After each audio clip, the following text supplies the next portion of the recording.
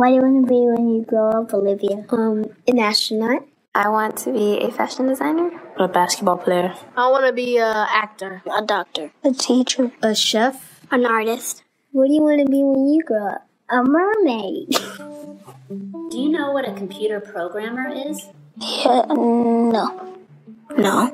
No. I think it's something that has codes and is able to decode a mystery. I think that they... Wait, what? Computer programmer? No. Nowadays, just about everything requires some form of programming. So, what is it? Programming is basically explaining to a computer what you want it to do for you. When you're programming, you're teaching possibly the stupidest thing in the entire universe, a computer, how to do something. Programming is one of the only things in the world that you can do where you can sit down and just make something completely new from scratch, whatever you want. It's really not unlike kind of playing an instrument or something, or playing a sport. It starts out being very intimidating, but you kind of get the hang of it over time.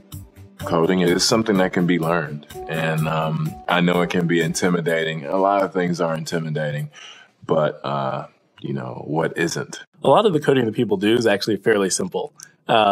It's more about the process of breaking down problems than sort of coming up with complicated algorithms as people traditionally think about it.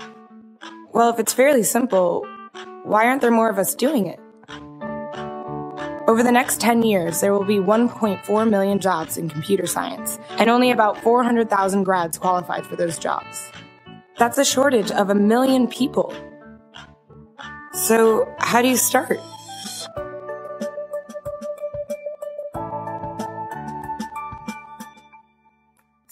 I was obsessed with maps when I was a kid, and cities specifically. So I taught myself how to program. I had a very clear goal of what I wanted to do, which is to see a map of the city on my screen and play with it. Put things on the map, move things around the map. See what was happening in the city, how it worked, how it lived, how it breathed.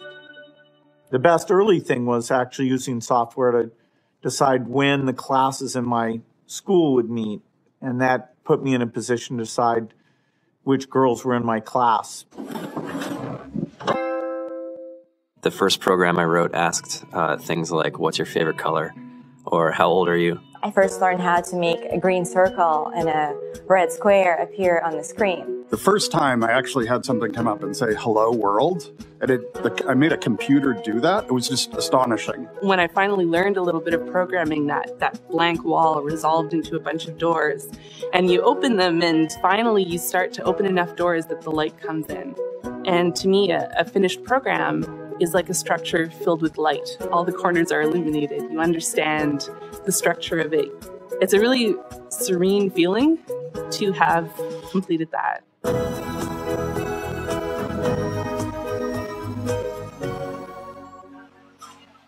It took me some time to realize that creating things with your hands or creating code, creating programs is just a different way to express creativity. I think right now there's a big emergence of the culture of making. People who make their own scarves and hats, people who write their own apps. Now it's just limited by your imagination and sort of what kinds of ideas what kind of understanding can you build into the computer so that it can do these things that were previously impossible?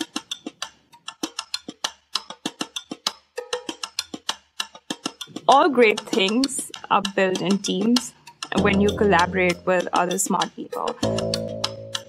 You're testing your ideas, you're stimulating each other. That's what makes us successful. It's not some flash of brilliance by somebody who then codes 24 hours a day for 3 weeks. It's what happened. The magic happens when we're all on the same page, collaborating and building something together.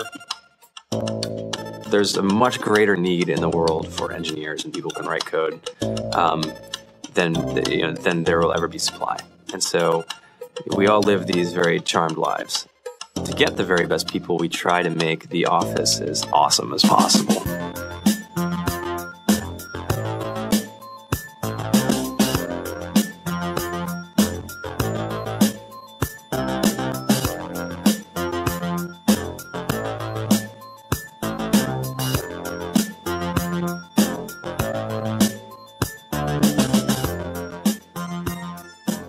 fantastic chef, Free food, breakfast, lunch, and dinner. free laundry, snacks, even places to play and video games and scooters. There's all these kind of interesting things around the office and places where people can play or relax or go to think or play music or be creative. I went on the Bureau of Labor Statistics for the United States, and there's about a third of the pie that's all the things you would expect. It's, they're working in the government, they're working in typical technology jobs. But then, like, the rest of the pie, it was the majority of the pie, just split down into these little teeny slices of every industry imaginable. And what it is, computers are everywhere. You want to work in agriculture? Do you want to work in entertainment? Do you want to work in manufacturing? It's just all over.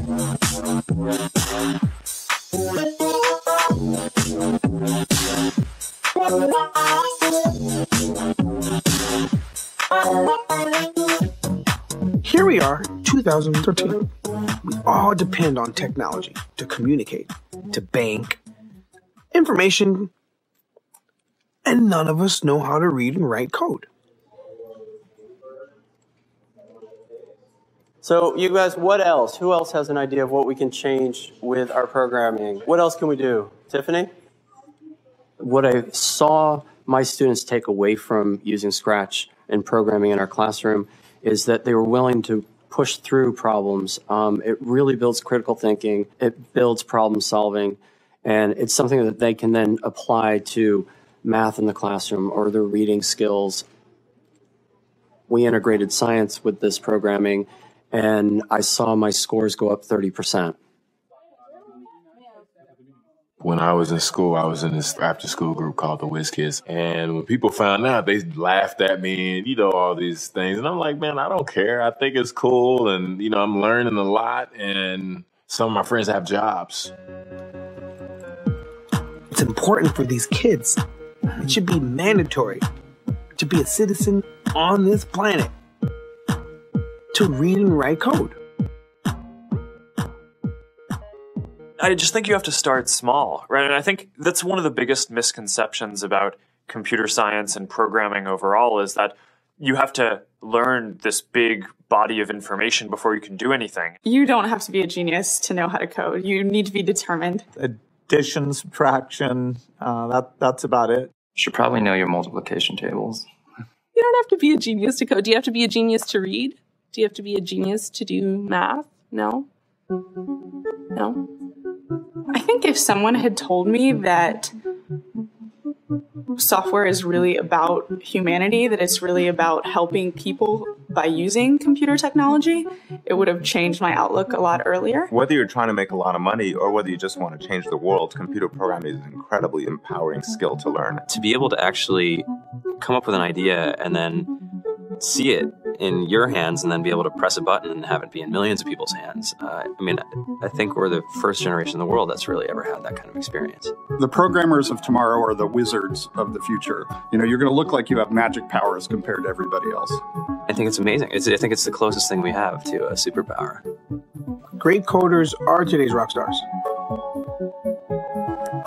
That's it.